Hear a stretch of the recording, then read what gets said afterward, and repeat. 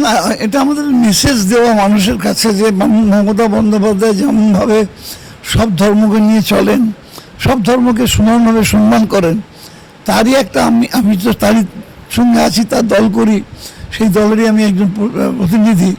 স্বাভাবিকভাবে সেটা আমিও আমার এখানেও সেটা করলাম। আরও ব্রডবেস হতে পারতো, একজন দুজন আসতে পারেননি অসুস্থতার কারণে, তাহলে আরও ভালোভাবে হতো।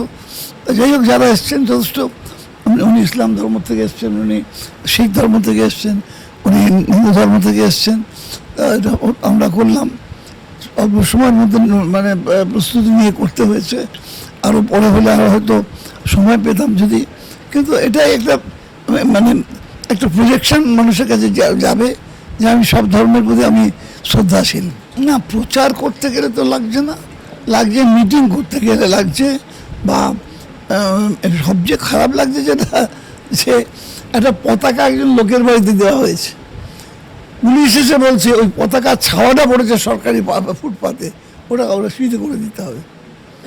এই জিনিস কখনো কেউ দেখে। ইলেকশন কমিশন একটা বিজেপির আর একটা ইউনিট, যেমন ইডি সিবিআই ইউনিট বিজেপির, তেমনি ইলেকশন কমিশন বিজেপির একটা ইউনিট হয়ে গেছে আর কি, মানে অর্গানাইজেশনে পরিণত হয়ে গেছে, বিজেপির একটা সংগঠনে পরিণত হয়ে গেছে।